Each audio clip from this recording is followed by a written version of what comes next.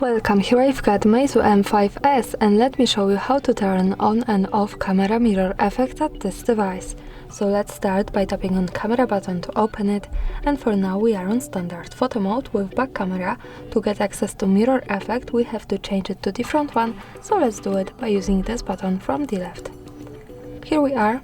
Now let's move to right corner button so we can open camera settings, and here at the first place we have mirror option, so by using the button from the right we can easily turn it on and turn it off as we need, and we have short info from the device also that this can save photos mirrored as preview. And that's all, thanks for watching, subscribe our channel and leave the thumbs up.